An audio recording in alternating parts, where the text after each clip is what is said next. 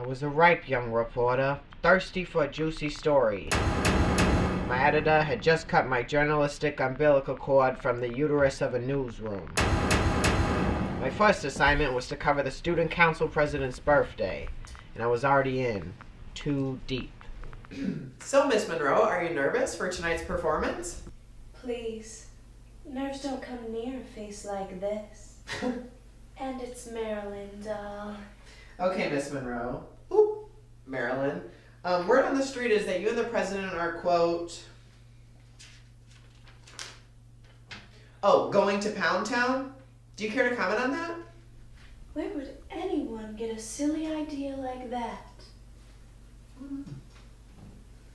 Happy birthday, Mr. President. Happy birthday to you. Oh. Could you pass me the painkillers? I got my wisdom teeth out last year and I'm still recovering. Doesn't that procedure generally have a pretty quick recovery time? Not when you get cripplingly addicted to the narcotics. Then the recovery is god-awful. Listen, anything for your health.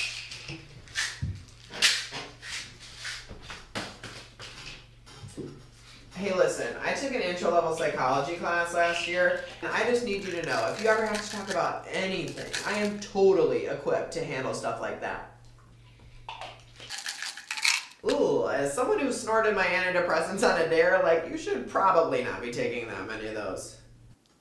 Oh, you should definitely not be taking that many of those.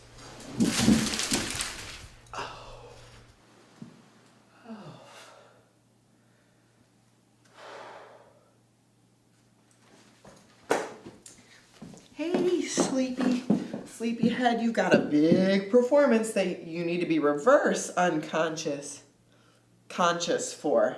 So, I don't know, that's not CPR.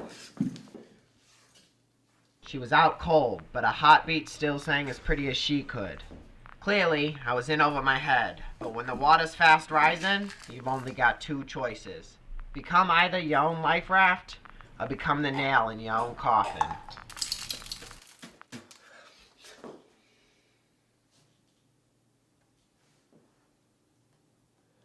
Mr. President, performing Happy Birthday, the lovely Marilyn Monroe.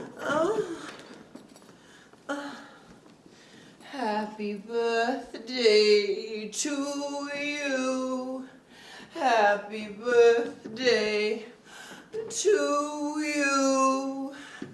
Happy birthday, Mr. President.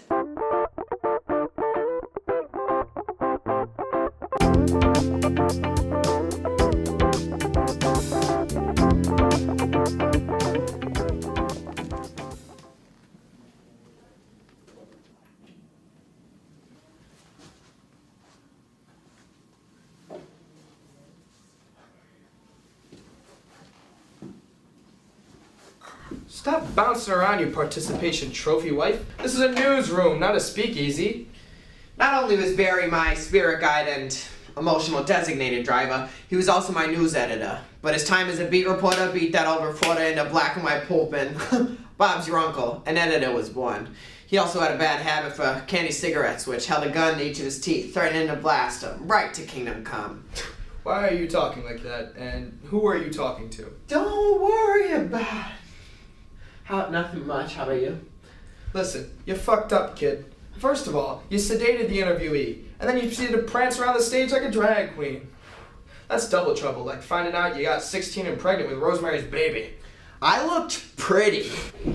You looked like a feral child raised by wolves. You're a fugly girl.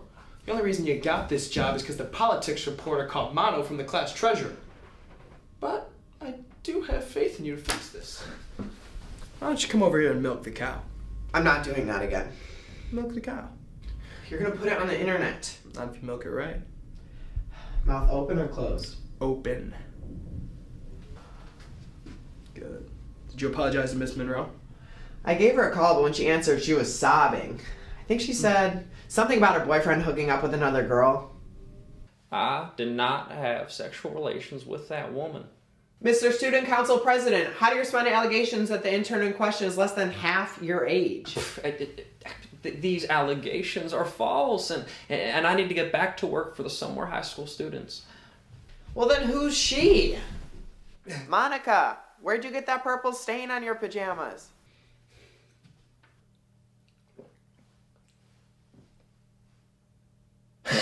And just like that, one student government bozo was out, and another class clown was in. My fellow students, at this lunch hour, the Somewhere High School football team and coalition forces are in the early stages of an offensive operation to invade the Salam Immersion School. Now, as many of you know, vandals from Middle East High School trespassed onto our football turf and committed an unspeakable crime by spray painting some big old penis into our mascot's mouth. I'm talking anatomically correct. Like, when did they get the time to...